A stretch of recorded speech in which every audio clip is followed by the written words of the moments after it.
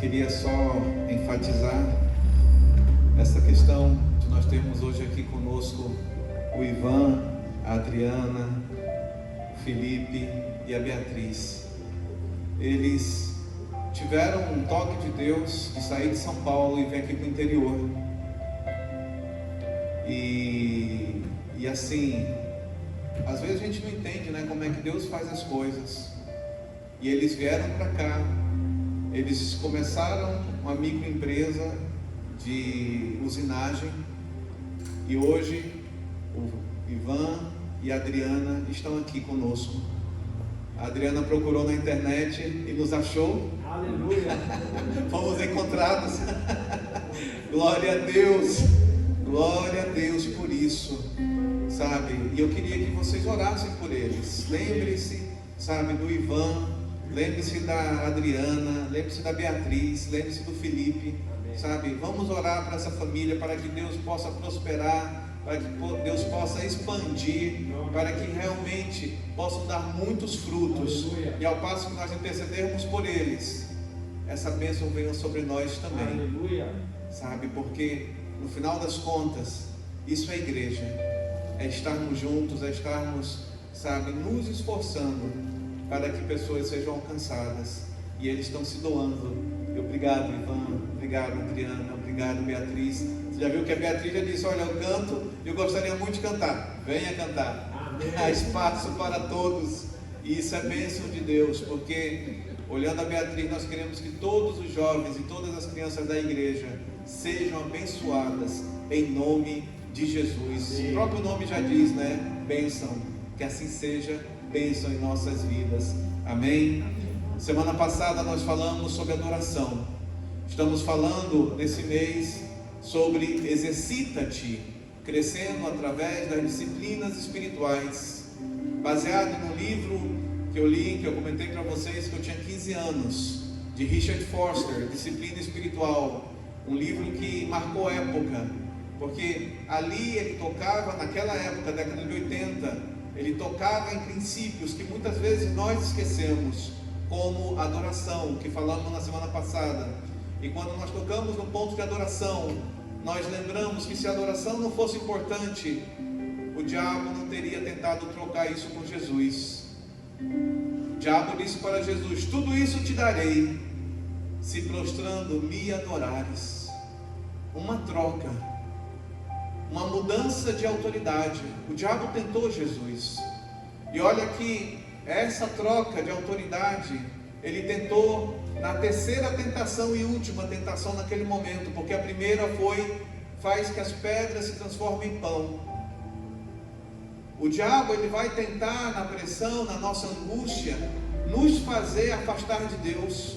Olha, sua vida está difícil, olha, não entra cliente, olha, as coisas assim estão cada vez mais complexas. Você tem que desistir desse Deus. Que Deus é esse que não te abençoa quando você quer? E talvez essa seja a diferença do nosso Deus. Deus não nos abençoa quando a gente quer, Ele nos abençoa quando nós estamos prontos para estar abençoados. Talvez isso seja estranho para cada um de nós, mas Deus não é uma prateleira de supermercado em que a gente vai lá no self-service e que vai tirando aquilo que a gente quer. O Roberto, quando ele estava orando, ele disse assim: Jesus, quando ele ia falar com as pessoas, ele perguntava: o que você quer que eu te faça? Ele perguntava para a pessoa: o que você quer? Ele não só chegava e curava, ele tinha o poder de curar. Ele não chegava e ressuscitava, ele tinha o poder de ressuscitar. Ele não só chegava e fazia um milagre, ele tinha esse poder. Mas ele perguntava para cada pessoa: o que você quer que eu te faça? E talvez essa seja uma questão muito importante para nós nessa manhã. O que você quer que Deus faça na tua casa, na tua vida, no teu negócio? O que você quer? O que você quer? Porque isso faz uma diferença grande naquilo que nós vamos colher. Isso faz uma diferença grande naquilo que nós vamos alcançar. Porque a nossa vida não será baseada em coisas. Porque eu estava até falando com o Roberto essa semana. Eu estava conversando com uma pessoa que há 1 ano e meio atrás, mais ou menos, ela começou a aqui em Americana, aí lá na célula, onde tudo começou, com José Carlos e a Catiane, e ali essa pessoa, um psicólogo, ele começou a ir ali e servir a Deus e estar ali, e de repente ele sumiu, e passou-se tempos sumido. De repente na terça-feira agora, eu nem o conhecia, nem sabia dele. Nessa terça-feira ele me procurou para conversar, e ele disse: pastor, eu estava lá 1 ano e meio atrás na Americana, eu saí de São Paulo, fui para a Americana, só que um dia eu vi uma dificuldade, eu vi que não era tão fácil, eu pensei que ia ser muito fácil, mas haviam lutas. Eu disse para Deus: Deus, se o Senhor não vai me livrar de todas as lutas, eu prefiro o mundo. E ele foi para o mundo, ele era psicólogo, e ele é psicólogo, e ele parou na sarjeta morando na rua, passou 6 meses morando na rua, um psicólogo, sabe, um psicólogo que tinha aqui um consultório, que tinha aqui, sabe, o seu negócio, mas porque ele sentiu uma dificuldade, ele disse: não, eu não quero, eu quero que Deus me dê o que eu quero. E aí ele foi parar na sarjeta. E nessa terça-feira ele me procurou e disse: pastor, eu estou arrependido, porque eu vi que eu troquei a minha vida por um prato de pão, um prato de lentilha, por qualquer coisa que fosse comodidade. Olha só que coisa interessante. O diabo continua nos tentando nas mesmas áreas que tentou Jesus. Ele disse para Jesus: transforma essa pedra em pão. Talvez você diga: pastor, mas isso é tão bobo. É tão bobo. Mas o diabo, ele filtra isso na arte, ele filtra isso em todas as áreas da nossa vida. Uma das músicas mais bonitas que eu conheço, que eu acho, é aquela que na década de 80 foi feita por artistas dos Estados Unidos para levantar fundos para a fome na África, chamada We Are The World, Nós Somos o Mundo. Só que, se você lembra daquela canção em que vários artistas estavam ali cantando, tem uma frase que enganou gerações e continua enganando gerações, independente da música ser bonita ou não. Eu acho ela muito bonita, mas existe ali uma pegadinha na letra que é um problema sério para muita gente. Ele diz assim: assim como Deus transformou pedras em pães. O diabo foi que tentou Jesus para transformar a pedra em pão, mas ele nunca transformou pedra em pão. O diabo tentou, mas Deus não transformou pedra em pão. Então a gente tem que ver que, na realidade, exalta a um pedido do diabo e não ao que Jesus disse, sabe, que nem só de pão viverá o homem, mas de toda a palavra que sai da boca do Senhor. Olha a sutileza das coisas. E aí o diabo não conseguiu com o pão, ele foi tentar com a autoestima. Ele chegou para Jesus e disse: se você é... Quantas situações nós vivemos que a gente fica: poxa, Senhor, eu estou em dúvida sobre a minha identidade, eu estou em dúvida sobre, sabe, aquilo que eu posso ser, aquilo que eu posso fazer, sobre o meu potencial, sobre o meu propósito. Eu estou em dúvida sobre tantas coisas. Autoestima.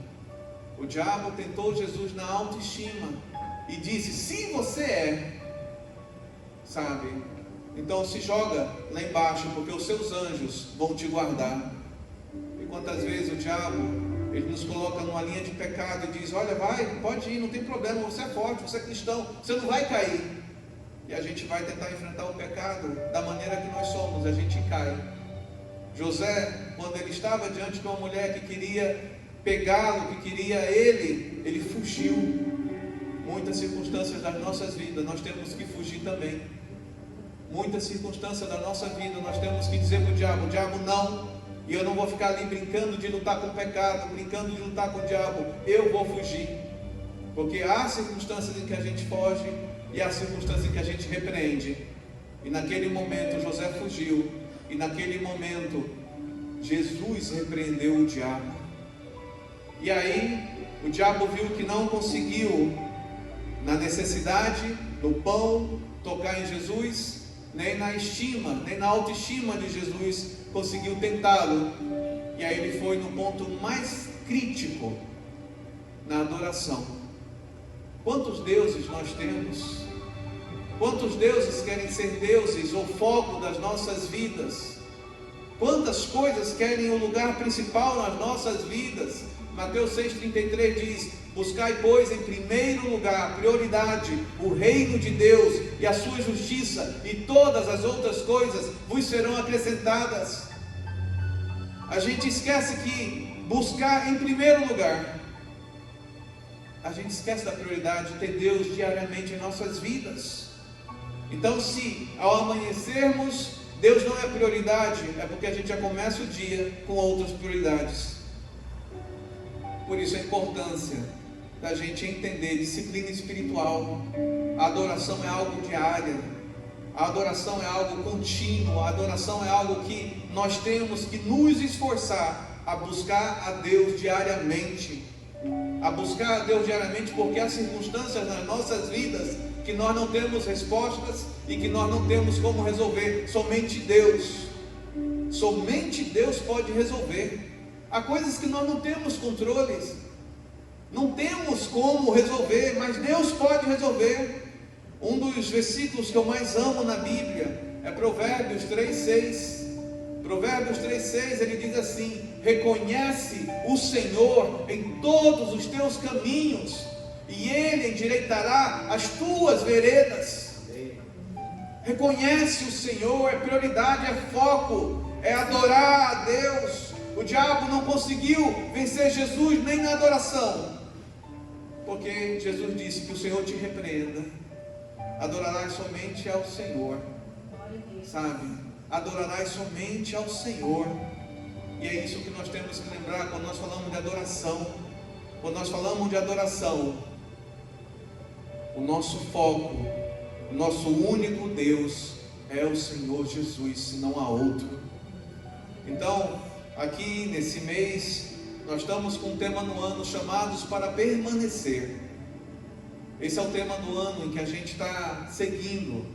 E chamados a permanecer fala de foco, fala de intencionalidade, fala de, intenção em permanecer em Deus, porque são tantas coisas que querem nos afastar.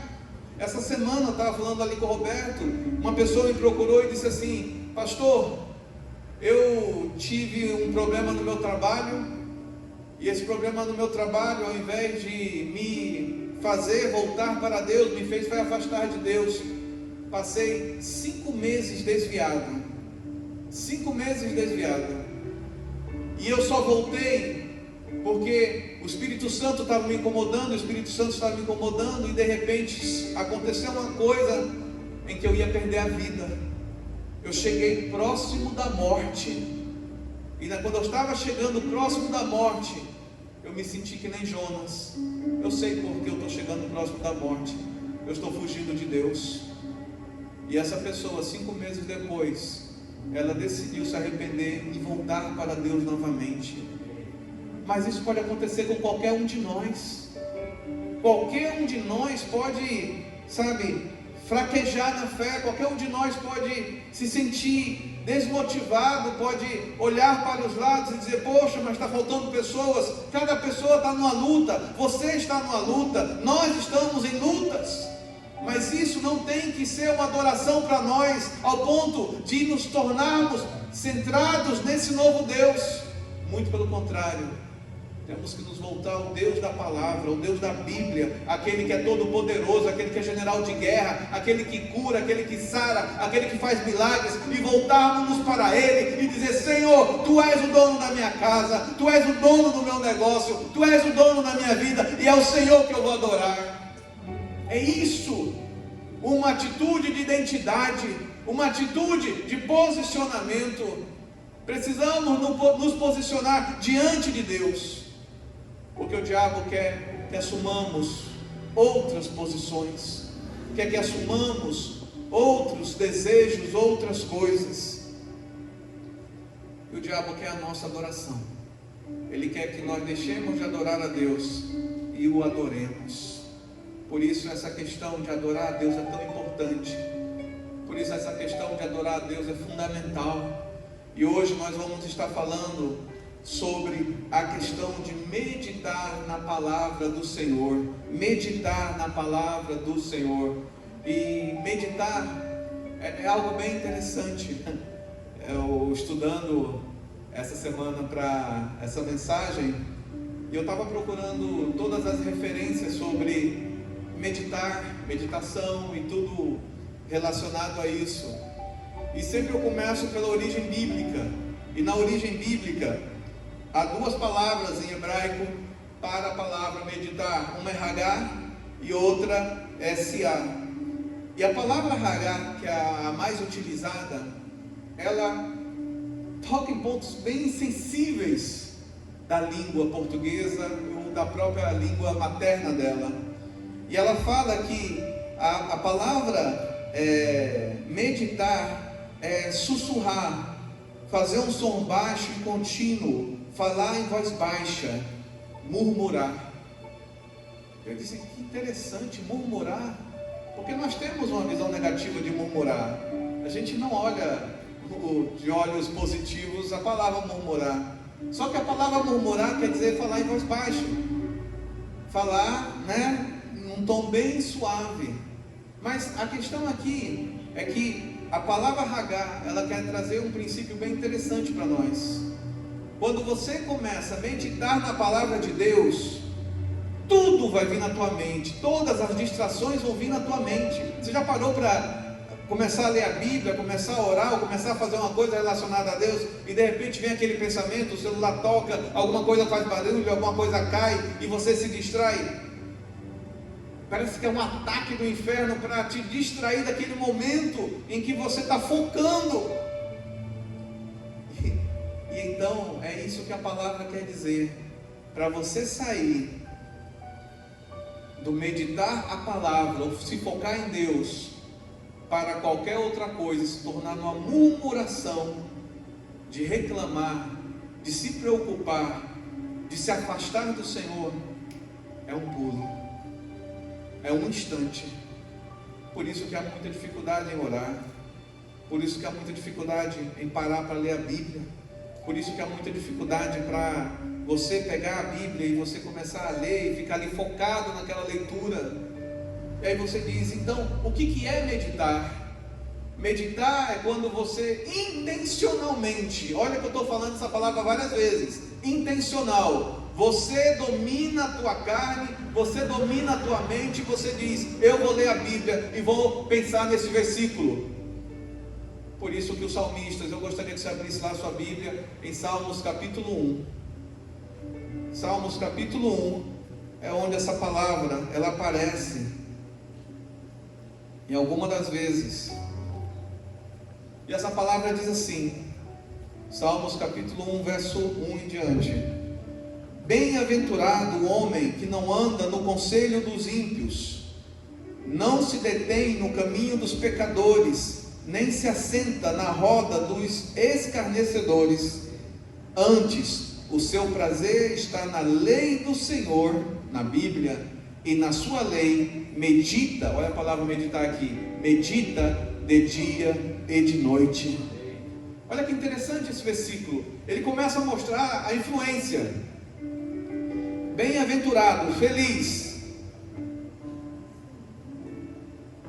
é o homem que não anda, que não se deixa influenciar pelo conselho daqueles que não temem a Deus. O tempo todo nós somos tentados a ser influenciados para ouvir conselhos, jornais, notícias, WhatsApp, mensagens, grupos, frases soltas que surgem, comentários de colegas e amigos, dizendo, olha, é desse jeito, você é bobo, você está buscando a um Deus que Ele não vai te salvar. Todo o tempo, pessoas que não temem a Deus estão tentando nos assombrar, nos afastar do Senhor. Todo o tempo, circunstâncias da nossa vida vêm nos causar medo. Quantas pessoas estão com medo hoje? Quantas pessoas estão sofrendo hoje porque não sabem como vai ser o futuro? O futuro está incerto. Mas é esse o ponto mais importante de nossas vidas. Deus é soberano, Deus faz a diferença, é Deus que aplana o nosso caminho. Reconhece o Senhor em todos os teus caminhos e Ele endireitará a tua vereda. o que precisa ser endireitado. Talvez é isso que o diabo não quer, que você medite, que você foque e diga para Deus: Senhor, eu estou meditando aqui na Tua palavra, e tem coisas na minha vida que precisam ser endireitadas, que eu não sei como fazer. Eu não sei como fazer, eu não sei como vencer essa circunstância. Tem uma pessoa que está chateada comigo, eu não sei como resolver isso, porque é a outra pessoa. Tem circunstâncias na família em que há bloqueios, circunstâncias na família limitantes que eu não tenho controle. Senhor, eu preciso da Tua intervenção. Os dias são maus, os dias são difíceis, mas Senhor, eu não consigo, eu não tenho ideias novas, eu não estou tendo, a oxigenação na mente para tentar resolver isso, para ver de uma forma diferente. Eu preciso da Tua ajuda. E aí eu fui analisar um estudo que saiu bem interessante da Universidade de Medicina de Harvard, e nesse estudo disse uma coisa assim: sabe por que as pessoas no mundo hoje estão cansadas? Não é só pela falta de vitaminas, não é só pela falta de descanso, não é só pela falta de boas amizades. As pessoas hoje estão cansadas porque elas não têm mais tempo de respirar. Que coisa louca! Como assim? Se eu não respiro, eu vou morrer. É o que a gente pensa, né? Se eu não estou respirando, eu vou morrer. Mas o estudo comprovou uma coisa bem interessante: a maioria da população mundial está sobrevivendo com o mínimo de oxigênio possível para a sobrevivência, porque ela não para mais para respirar, para contemplar a natureza, para contemplar as coisas e para ser grato. Porque as pessoas não param mais, faz aquela respiração bem profunda, está faltando oxigênio nas células, e a pessoa se sente cansada, porque o que dá energia é quando a gente inspira oxigênio e sai o gás carbônico, e aí você começa a ter energia para fazer as coisas. E aí você começa a pensar, e a falta de vitamina, a idade, a não sei o que. Meus queridos, a ciência hoje comprova que se você respirar mais profundamente, você vai melhorar a sua disposição física, emocional e até espiritual. Olha que interessante, que coisa louca, que coisa absurda. E aí eu disse: Senhor, então é algo assim muito difícil, porque é crônico, a gente começa a entrar no automático e fazer as coisas, e quando você nota, realmente você não está fazendo aquela respiração. É impressionante isso.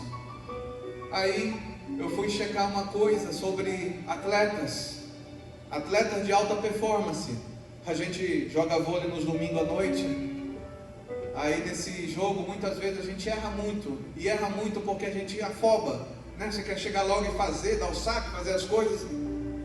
E aí, num estudo sobre atletas de alta performance, se descobriu que os treinadores, eles aprenderam a dizer para os seus atletas: calma, respire.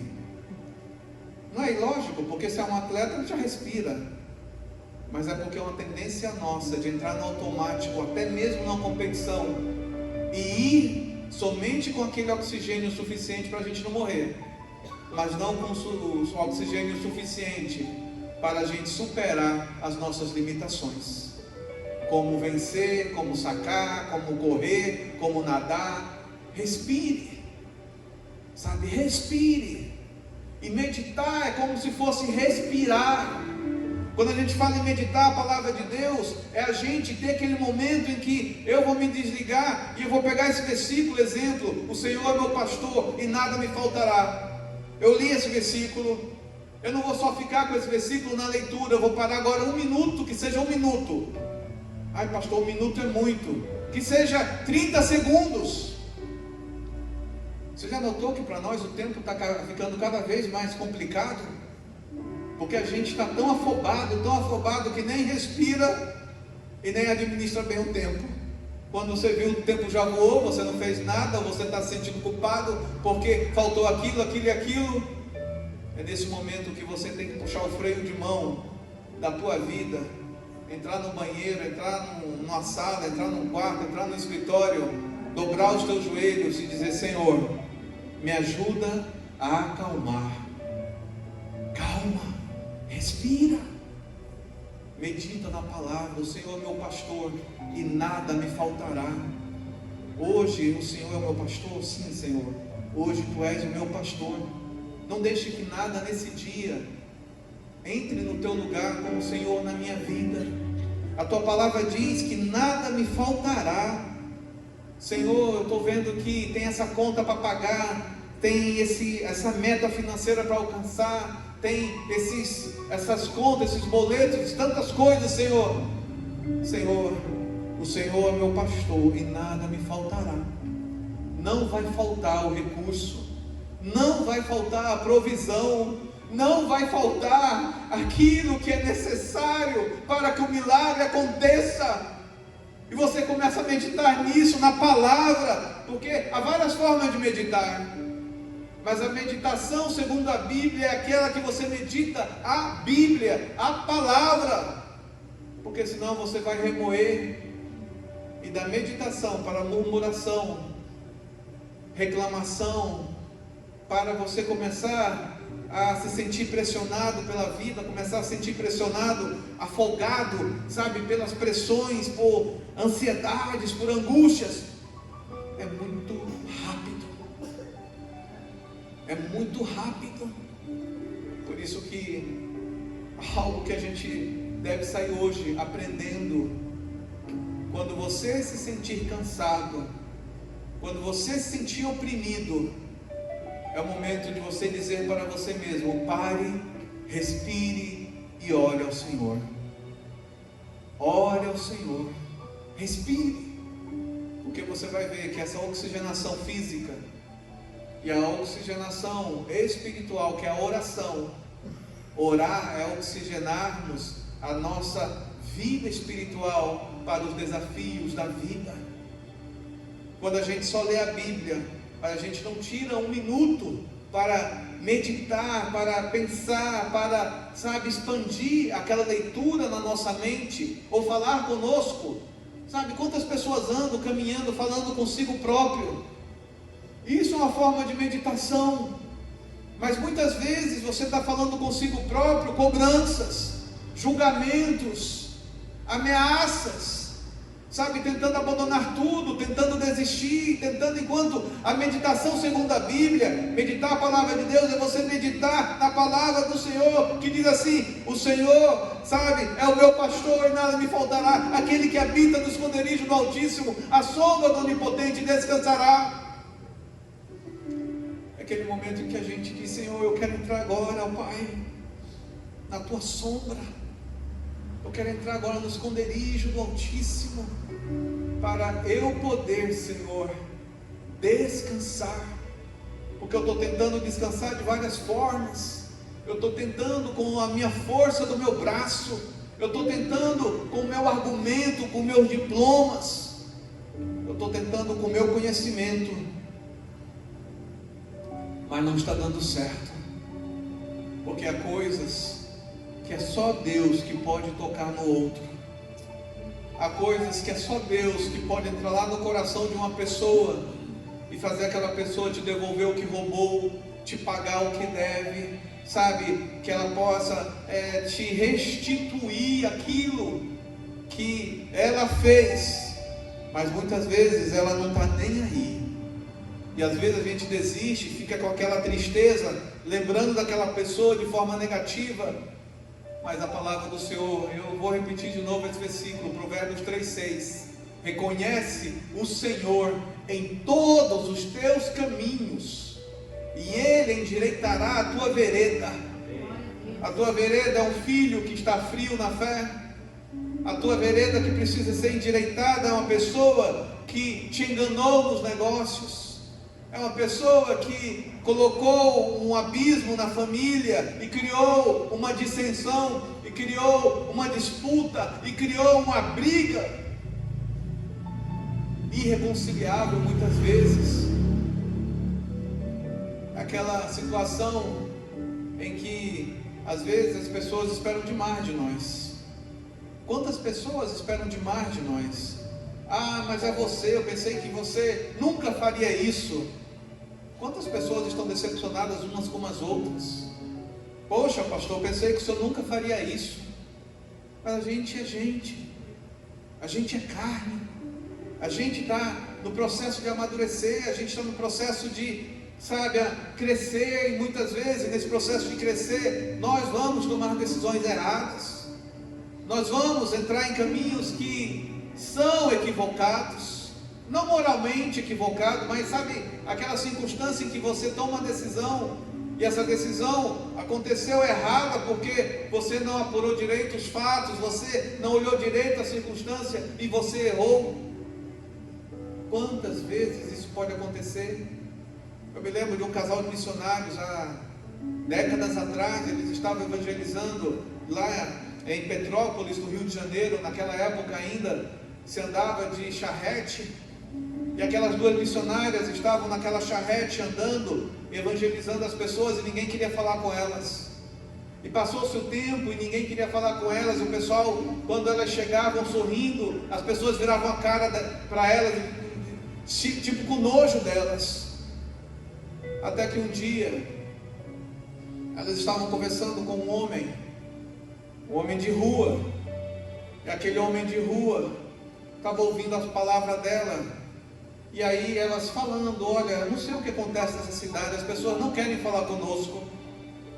E aquele homem de rua disse assim: mas é claro, vocês são prostitutas? E elas: não somos prostitutas, nós somos missionárias. Não, vocês são prostitutas, porque só quem anda em charrete são as prostitutas. Mulher decente não anda de charrete. Como é que você vai saber disso? Como é que você está errando sem saber? Você está errando e causando os outros a pecarem, a te julgar, sem você saber. Pode ter sido negligência, porque deveria estudar mais? Pode ter sido imaturidade, porque você não se especializou? Pode. Ninguém está pronto, ninguém sabe tudo, ninguém é todo poderoso. Deus é, mas nós não somos. Por isso que nós temos que voltar ao caminho de meditar na palavra do Senhor, para que essas verdades espirituais entrem nas nossas vidas e a gente volte a perdoar os outros, a gente volte a ter misericórdia, a gente volte a amar, a gente volte a ter paciência, porque a gente se tornou muito impaciente, é tudo muito instantâneo. Antes, para você receber uma ligação, você tinha que esperar uma telefonista, colocar um pino no outro pino e fazer a chamada, até que veio os telefones em casa, e aí a ligação já vinha mais direto, e agora tem um celular que é instantâneo. Vivemos uma vida instantânea, e isso tem sido prejudicial para as nossas vidas, porque nós achamos que todo mundo tem que agir de forma instantânea conosco. Deus tem que ser instantâneo conosco, Deus tem que fazer instantâneo. Eu oro, já quero a resposta.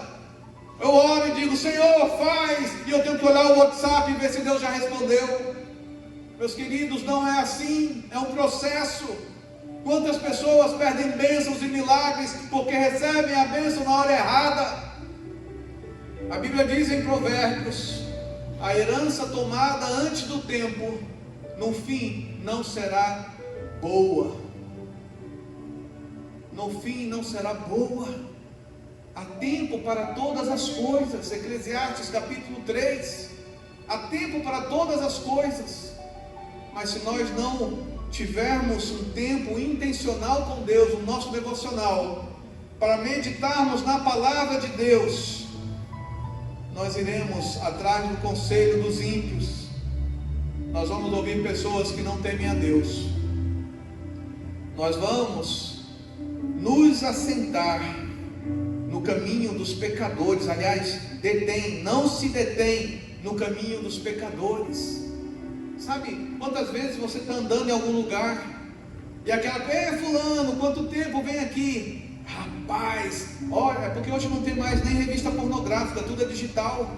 A pornografia hoje, antes eram as bancas de jornais que você olhava e você via. Hoje não, é digital, todo mundo recebe. Ah, pastor, mas o seu celular é santo, não recebe pornografia. Meus queridos, eu não sou dono da operadora de celular. Eu não sou o dono do aparelho, mas eu sou o dono daquele que pode bloquear aquele conteúdo, que eu posso barrar, que eu posso falar para a pessoa: não mande esse tipo de conteúdo para mim. Nem se detém na roda no caminho dos pecadores. Podemos nos deter no caminho do pecador quando a gente recebe uma piada indecente, quando a gente recebe um comentário maldoso, e aí você olha aquilo e você começa a rir, e você alimenta o teu corpo com aquilo que você sabe que é maldoso. Bem-aventurado o homem que não anda no conselho dos ímpios, não se detém no caminho dos pecadores, nem se assenta. Você vê que é uma progressão. Começa com aquele que anda, depois se detém e depois se senta. O pecado é assim. Começa andando com pessoas que estão falando coisas que não tem nada a ver com Deus. Você tem que ser feliz. O teu prazer é isso mesmo, vai curtir a tua vida. E aí quando você vê, você está se detendo em coisas pecaminosas, aceitando mensagens que vão te afastar de Deus, vão te livrar, da responsabilidade de parar com aquele tipo de comportamento. Quando você vê, você já está naquele hábito.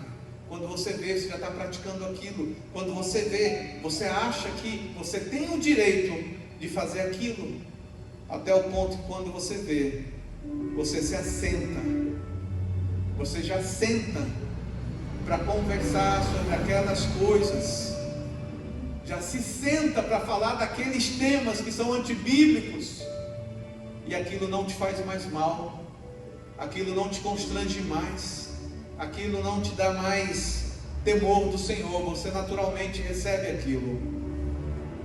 Por isso que o salmista ele diz: bem-aventurado o homem que não anda no conselho dos ímpios, não se detém no caminho dos pecadores, nem se assenta na roda dos escarnecedores. Antes, o seu prazer está na lei do Senhor, na Bíblia, e na sua lei, e na Bíblia medita de dia e de noite.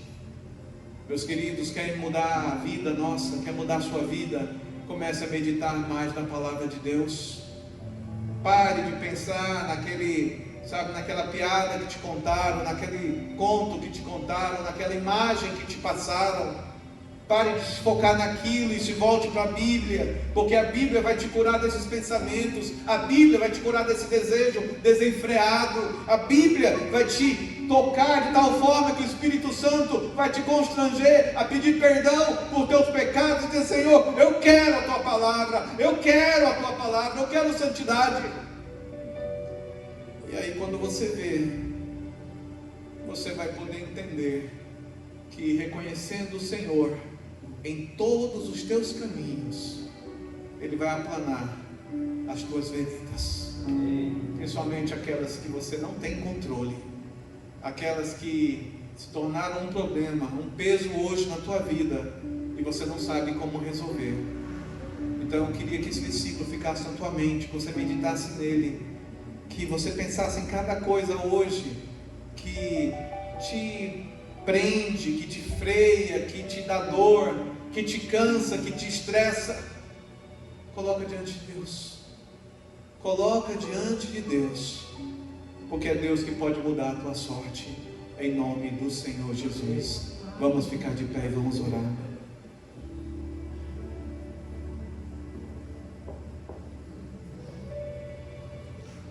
Senhor, graças te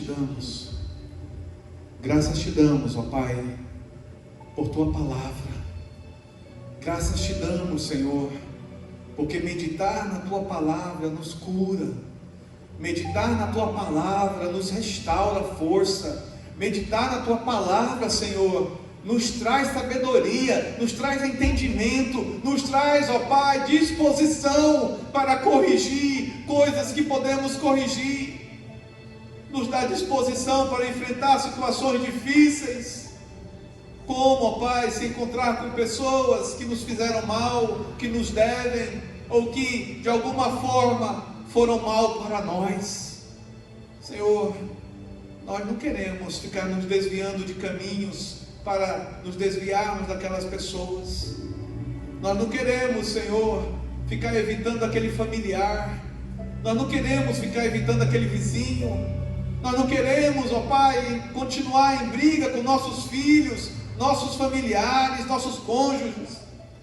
Nós não queremos isso, ó Pai.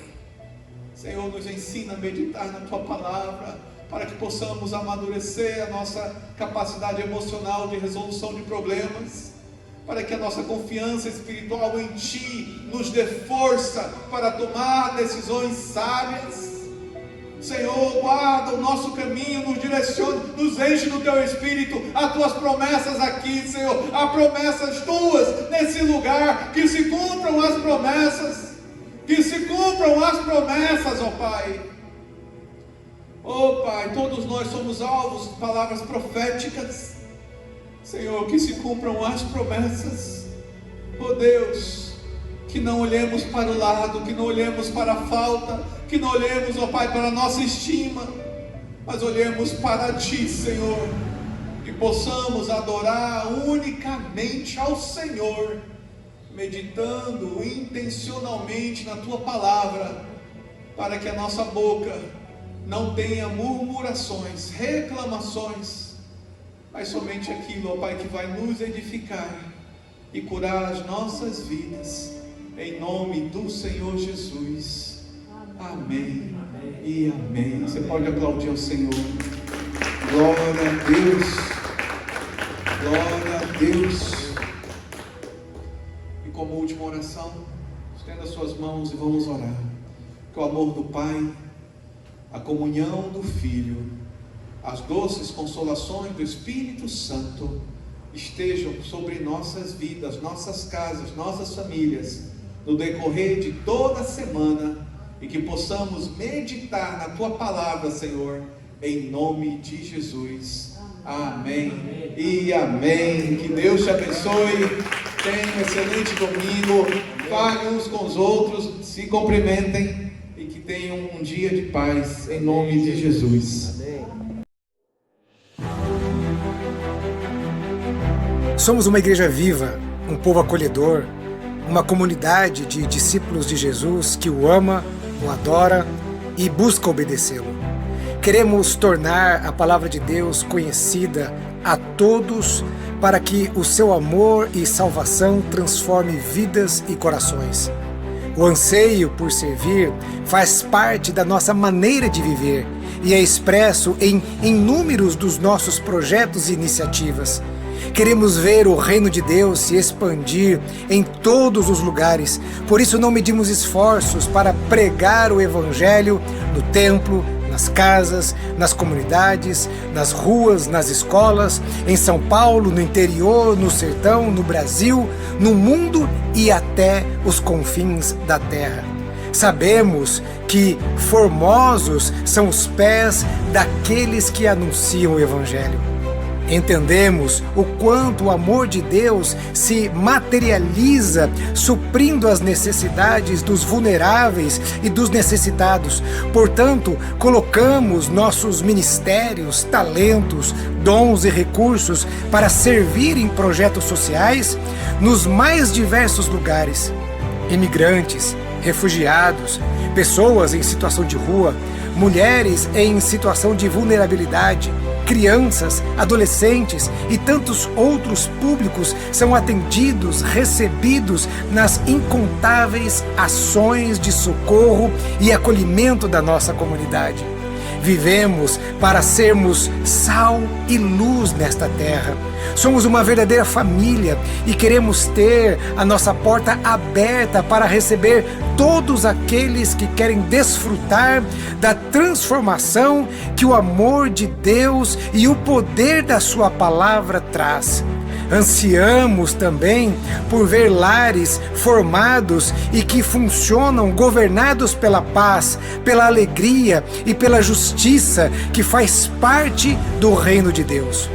Somos uma comunidade compromissada em orar pelos países, territórios e pelos seus governantes, pois entendemos o quanto é feliz a nação cujo Deus é o Senhor.